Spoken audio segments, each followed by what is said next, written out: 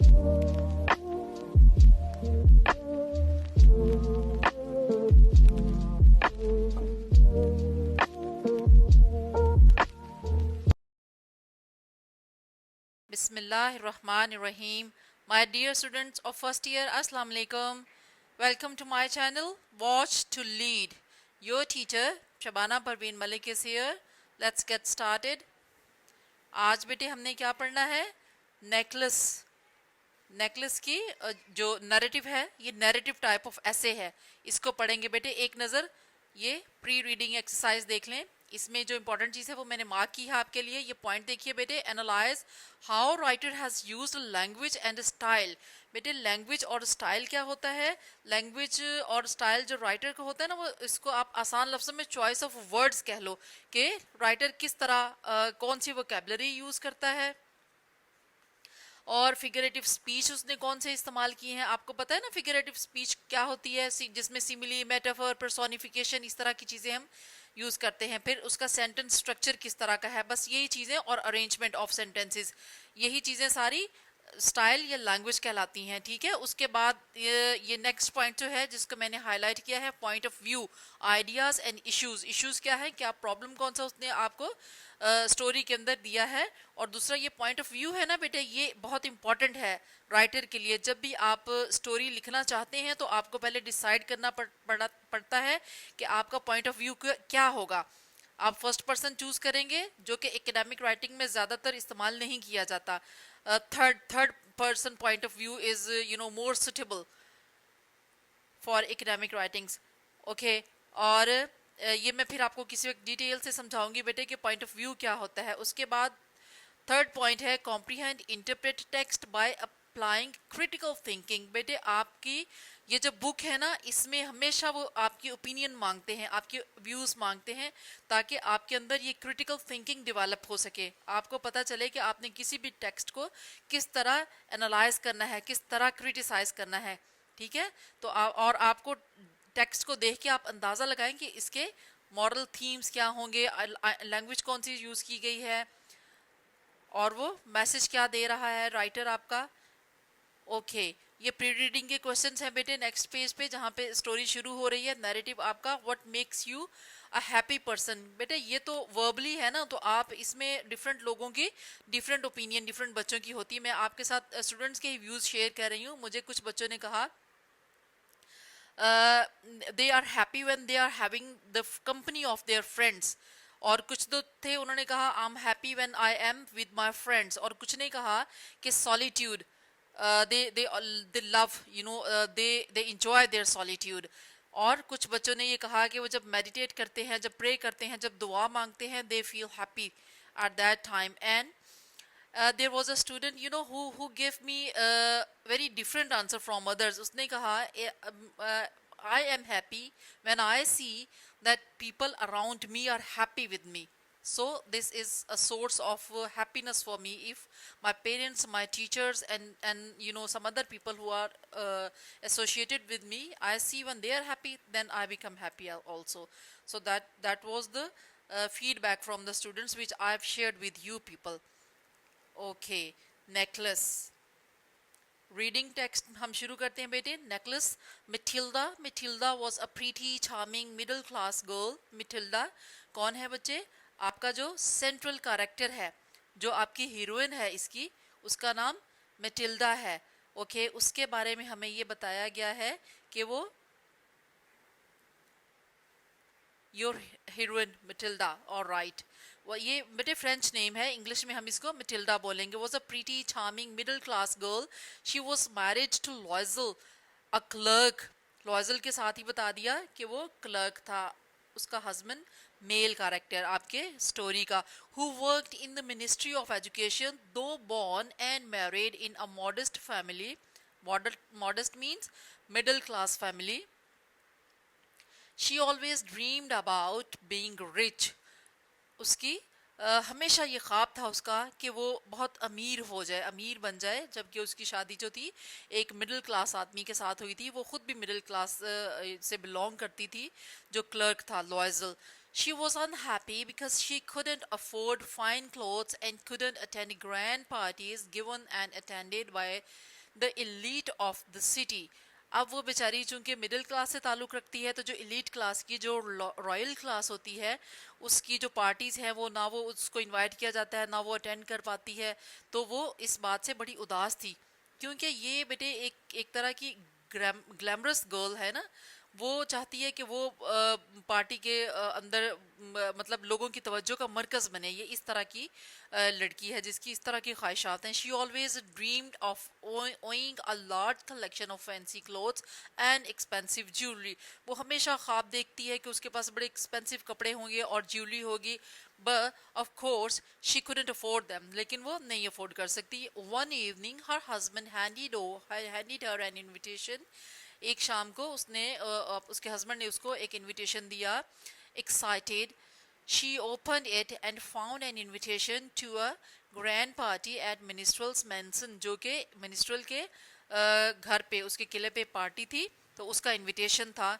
She tossed it aside saying what good is that to me, मेरे लिए इसकी क्या वैल्यू है। उसने ये कहते हुए उसको साइड पे रख दिया, यानी मैं इसको क्या करूं। I thought you'd be thrilled since you never had a chance to go out. Everybody wants to go, but a few clerks can. The most important people will be there. अब ये लॉयजल का डायलॉग है बेटे। वो कहता है कि मुझे लगता था कि तुम तो बहुत खुश हो जाओगी, क्योंकि तुम रेयरली घर से बाहर जाती हो, तो ये एक अपॉर्चुनिटी है, एक चांस है तुम्हारे लिए कि तुम घर से बाहर निकलो और एंजॉय करो। She gave him a sour look and cried, what do you think I would wear? वो फिर उसको देखकर कहती है, तुम्हारा क्या ख्याल है कि मैं क्या पहनूं, मेरे पास कपड़े नहीं है पहनने के लिए। मतलब एज वर्दी for the event. He hadn't thought about that. Why, the dress you wear to theater, that looks quite nice. वो उसको कहता है कि जो तुमने थिएटर की पार्टी पे या थिएटर में जाते हुए कोई ड्रेस पहना था, वो काफ़ी अच्छा लग रहा था तुम पे, तुम वो पहन सकती हो। He was surprised when she burst into tears. उसने रोना शुरू कर दिया, आंसुओं से धुआंधार, जैसे बच्चे रोते हैं। He gasped, वो हैरान हो गया और उसने सांस भरी। Why, what's the matter? क्या क्या प्रॉब्लम है?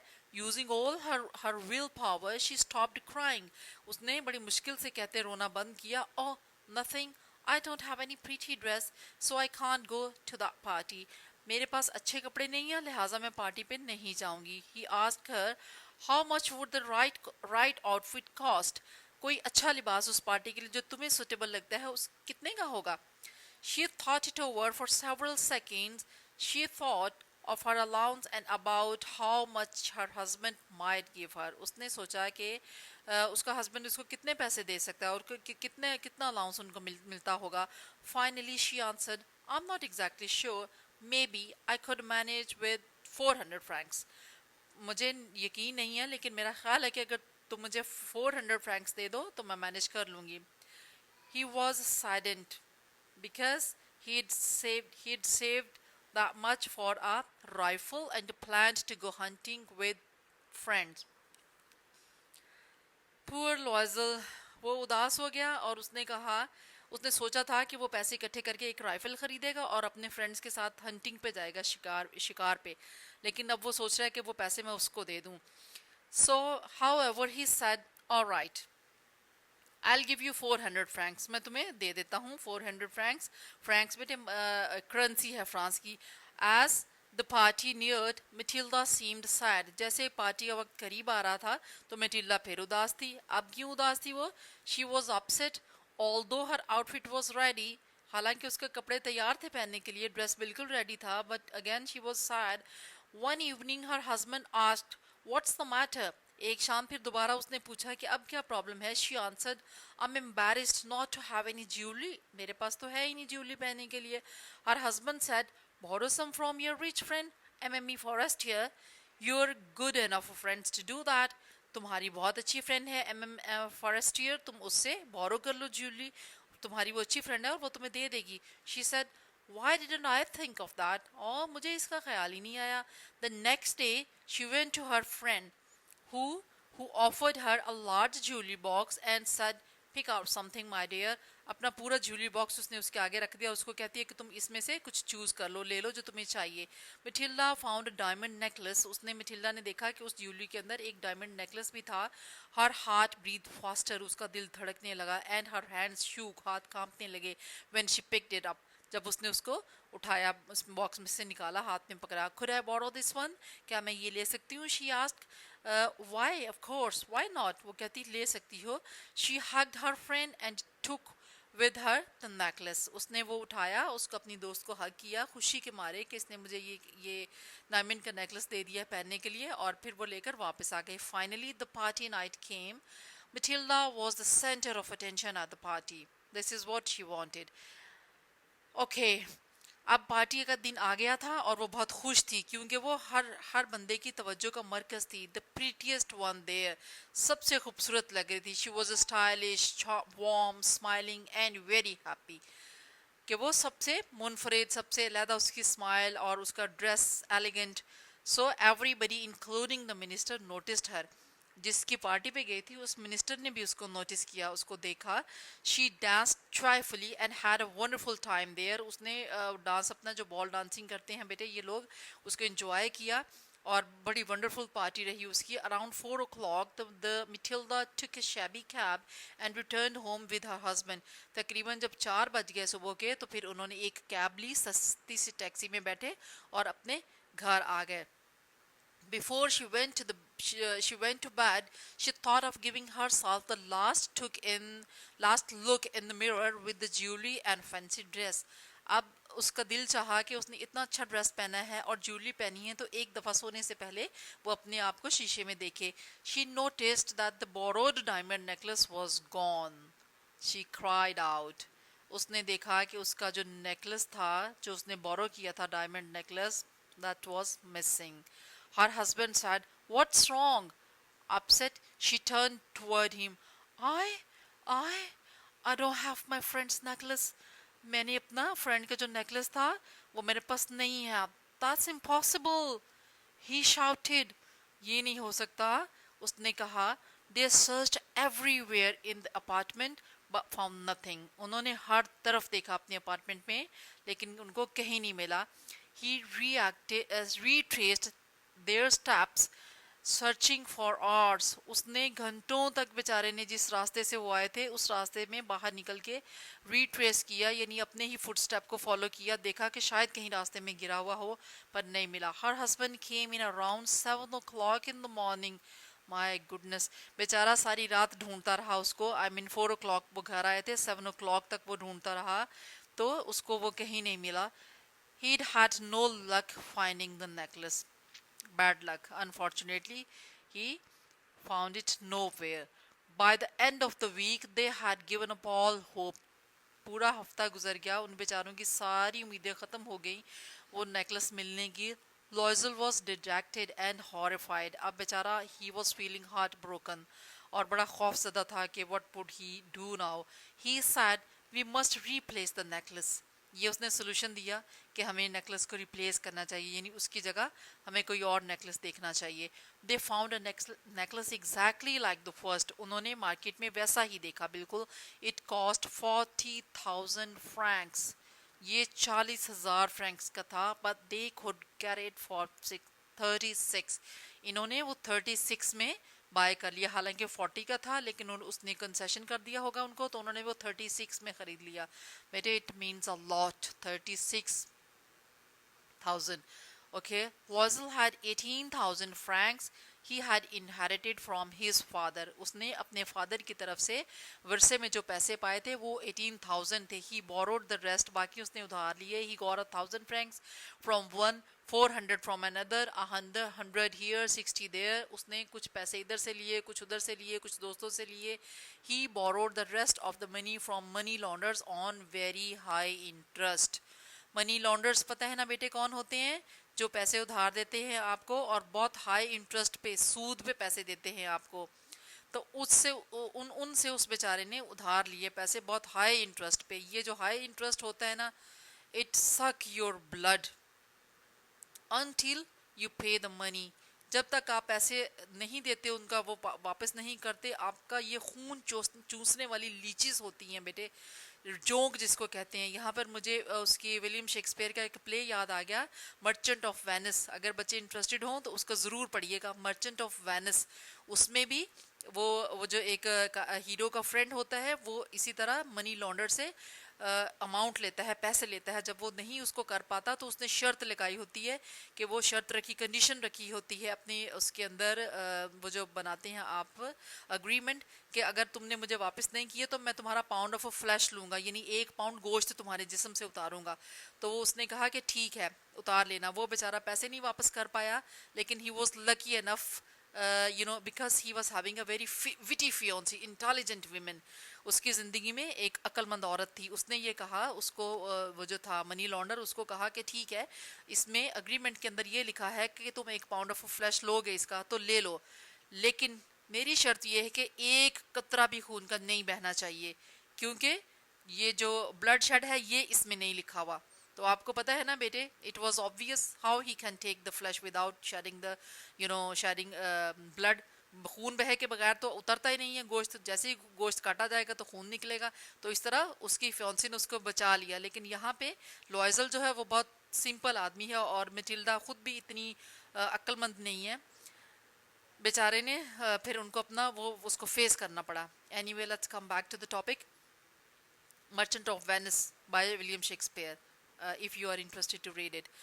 When Matilda returned the necklace, जब उसने वापस किया, her friend said coldly, तो उसकी जो फ्रेंड थी उसने बड़ी सर्द मोहरी से उसको जवाब दिया, you should have returned it sooner, तुम्हें जल्दी वापस करना चाहिए था। I might have needed it, हो सकता है मुझे ज़रूरत पड़ जाती।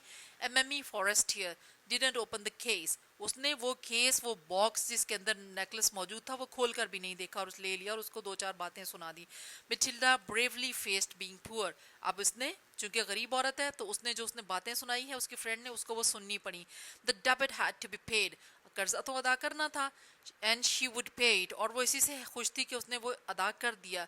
शी लेट हर मेड गो, अब ये वो आउटकम्स हैं जो उसको भुगतने पड़े इस सारी सिचुएशन की वजह से। उसने अपनी मेड को छुट्टी करवा दी, and she and her husband moved to a small and cheap apartment, अपना अच्छा खासा घर जिसमें वो रह रहे थे वो छोड़ के एक सस्ते से घर में शिफ्ट हो गए पैसे सेव करने के लिए। He cooked and did house work on her own, घर का सारा काम खुद करती थी। शी स्क्रब्ड द लॉन्ड्री, कपड़े खुद धोती थी। टुक आउट द गार्बेज, खुद कचरा उठाती। कैरिड ऑफ वाटर, पानी भी लाती। And dress like a peasant, peasant बेटे जो वर्किंग क्लास की गरीब औरतें होती हैं उनको कहते हैं, औरतें नहीं, आई मीन के लेबर जो मेहनत मजदूरी करने वाले लोग होते हैं ना, गरीब, they are called peasant। तो वो उस तरह की वो औरत लगती थी। she watched every coin she spent, उसने हर पेनी, हर रुपया, हर कॉइन जो उसने स्पेंड किया बहुत सोच समझ के।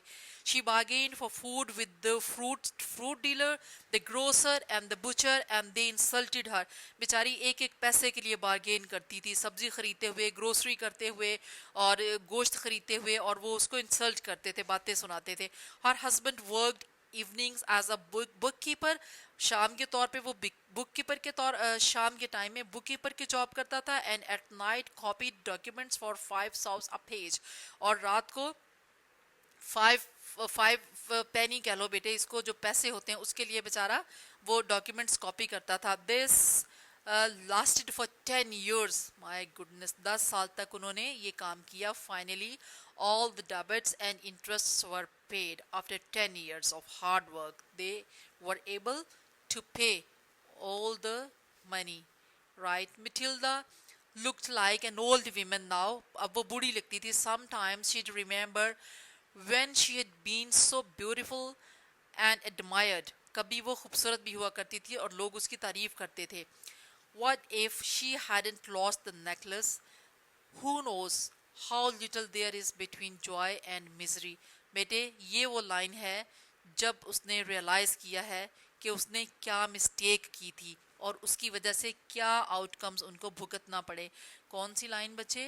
ये वाली, What if she hadn't lost the necklace, क्या ही अच्छा होता अगर नेकलेस ना गुमता। Who knows how little there is between joy and misery, किसको पता, ये आयरनी ऑफ फेट है, कुदरत के सितम ज़रीफ़ी है। किसको पता था कि ये छोटी सी फरमाइश, छोटी सी ख्वाहिश उसके लिए वबाले जान बन जाएगी।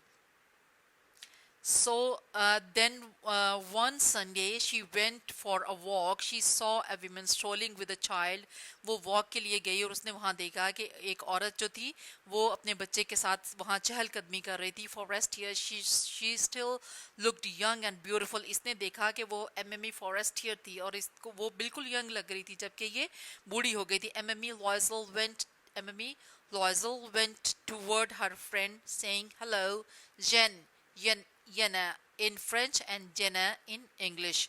The other was surprised. उसने उसको बुलाया है उसका नाम लेकर. The other was surprised to be spoken to so familiarity कि उसने देखा कि इसने ऐसे आवाज़ दी है किसी ने जैसे बहुत familiar है मेरे साथ. But madam, I don't recognize. मैंने आपको नहीं पहचाना. You must be mistaken. आपको गलती लगी है. मैं को आपने मुझे मतलब आपको गलती हुई है जो आपने मुझे पुकारा है. No, I am Matilda Loisel. वो कहती नहीं मुझे कोई गलती नहीं लगी मैं Matilda हूँ. Her friend cried out, Oh my dear Matilda, how you've changed. अच्छा ये तुम हो तुम कितनी बदल गई हो. Yes, I've had a hard time. हाँ मुझे बहुत hard time face करना पड़ा. And plenty of problems and all because of you. मैंने बहुत सारी मुसीबतें उठाई हैं और तुम्हें पता है ये सब कुछ तुम्हारी वजह से था. Of me? What do you mean? मेरी वजह से? वो कैसे? MME Forestier asked. Do you remember the diamond necklace I borrowed? तुम्हें याद है जो मैंने डायमंड नेकलेस तुमसे लिया था बोरो किया था. Matilda asked. Yes, what about it? हाँ हाँ तो फिर MME Forestier asked in surprise. I lost it. मैंने ये गुमा दिया था. Matilda said. But you returned it. तुमने तो मुझे वापस कर दिया था. I bought another just like it for 36,000 francs. मैंने उसी तरह का एक और 36,000 francs में ख़रीदा था जो तुम्हें वापस किया था. And we've been paying for it for 10 years. और हम उसी की कीमत अदा करते आ रहे हैं 10 साल से. Well, it's over now and I'm glad. लेकिन thank God कि ये अब ख़त्म हो गया है. Matilda said. MME Forestier was surprised. वो इतनी हैरान थी कि बहुत he was flabbergasted. He was shocked. You bought a diamond necklace to replace mine? तुमने डायमंड का खरीद कर मेरा वापस की है. Yes, you never noticed then. तुम्हें तो पता ही नहीं चला कभी. They were quite alike. Matilda smiled with the pride and simple joy. अब इतनी बेवकूफ़ है इसी बात पर से खुश हो रही है. ये स्माइल इसलिए उसने पास की है. वो ये कह रही है कि तुम इतनी बेवकूफ़ और इतनी सादा हो कि तुम्हें कभी पता ही नहीं चला कि मैंने घुमा दिया था फिर मैंने नया ख़रीद के तुम्हें दिया है. MME Forestier quite overcome. उसने अपने जज्बात पे काबू पाया. Clasped her by a hand. उसके हाथ को पकड़ा. And oh my poor Matilda, mine was fake. My goodness. Dramatic situation. वो बता रही है कि मेरा तो नकली था जाली था. तुम बेचारी तुम्हें पता ही नहीं चला. At most it was worth only 500 francs. ज़्यादा से ज़्यादा इसकी कीमत 500 francs थी. ये लिखी किसने है बेटे ये narrative? Based on the story by गी डे मॉपसां. ये बेटे फ्रेंच राइटर है इसलिए उसका नाम थोड़ा डिफरेंट है. ओके यहाँ पर आ जाओ बेटे. ये लास्ट पे जो बायोग्राफिकल नोट्स आपको दिए हुए हैं ये आपने ज़रूर पढ़ने हैं. Henri Rene Albert Guy de Maupassant 1850 में वो पैदा हुआ. 1893 में he was died. Was a 19th century French author. He is remembered as a master of a short story. उसकी क्या है उसका फेम किस वजह से है? He was famous for writing a short as a writer of short story. ठीक है इस तरह की छोटी छोटी कहानियाँ लिखता था. इसके लिए वो फेमस है. His stories are characterized by economy of style and efficient structure. बेटे उसका स्टाइल और उसका स्टोरी लिखने का जो तरीका है जो लैंग्वेज यूज़ करता है जो तरीका कार अडॉप्ट करता है उसकी वजह से वो फेमस है. Many are set during the Franco Prussian war of 1870 describing the futility of. ये बेटे इनकम्प्लीट सेंटेंस है यहाँ पर. ये शायद वो प्रिंटिंग मिस्टेक है या टाइपिंग मिस्टेक है. यहाँ पर फिटलिटी ऑफ दैट सोसाइटी होगा या फिटलिटी ऑफ दैट टाइम होगा. उस वक्त की जो यूजलेसनेस ऑफ जो ट्रेंड्स होते हैं ना बेटे सोसाइटी के. मैंने आपको बताया था राइटर हमेशा अपने वक्त के लिहाज से लिखते हैं. तो ये जो फ्रैंको ये प्रशन वॉर्स है ना, ये फ्रांस और जर्मनी के बीच में एक सीरीज ऑफ वॉर थी ये, और उस वक्त ये 19th सेंचुरी के अंदर फ्रांस के अंदर जो सोसाइटी, जो उनकी मिडिल क्लास थी ना, उसके अंदर और एलीट क्लास के अंदर ऐसे के फैशंस और ऐसे के ट्रेंड्स थे जो बिल्कुल फजूल थे, यूजलेस थे। लोग जैसे आपने इसमें देखा ना कि Matilda just to pretend that she belongs to elite class, she borrowed that necklace, है ना, वो फेक है अंदर से, उसकी जो पर्सनालिटी है स्ट्रांग एनफ नहीं है, मतलब वो खुश भी नहीं है। तो ये उस वक्त की वो जो थी वहाँ की फ्रांस की सोसाइटी, उसमें ये ट्रेंड्स थे कि लोग प्रिटेंड करते थे कि वो अमीर हैं और जो है एक फेक अपीयरेंस अपनाने की कोशिश करते थे, जैसे मिटिल्डा ने की। तो फिर उसका आउटकम क्या हुआ, उसका नतीजा आपने देखा ना, उसको कितना सीरियसली भुगतना पड़ा। तो ये जो राइटर्स होते हैं ये इस तरह की मॉरल स्टोरीज लोगों को डिक्टेट करने के लिए, लोगों को मोटिवेट करने के लिए ये स्टोरीज लिखते हैं, ताकि लोग इस तरह के ट्रेंड्स को फॉलो ना करें और अपनी जो एक स्ट्रॉन्ग कैरेक्टर है उसको बिल्ड करें। Okay, he wrote 300 short stories, 6 novels, 3 travel books and 1 volume of versus, यानी शायरी भी की है। द फर्स्ट पब्लिश स्टोरी ये पोलेटी सुफ, ये उसकी वो है फर्स्ट पब्लिश स्टोरी है। ये हो सकता है आपको एमसीक्यूज में आ जाए, मैं आपको हर दफ़ा बताती हूँ। और ये उसका एक मास्टरपीस है। His stories are second only to Shakespeare in inspiration of movie adaptations, यानी शेक्सपियर के बाद अगर मूवीज इन पे बने तो इसकी स्टोरीज पे बनेंगी शेक्सपियर के बाद। Several of Maupassant short stories including Lapar and the necklace were adapted as episodes of television series. उसकी ये जो 2 स्टोरीज हैं बेटे, इनको उसने कहा टेलीविजन सीरीज भी इनके ऊपर बनी थी। So that was the end of the necklace. अब इंशाल्लाह अगले उसमें वीडियो में हम अपनी एक्सरसाइजेस सॉल्व करेंगे। इसको बेटे जब आपने मेरे साथ पढ़ना है तो आपने बुक ज़रूर रखनी है साथ। Okay, till my next video, stay tuned, stay blessed, अल्लाह हाफिज़।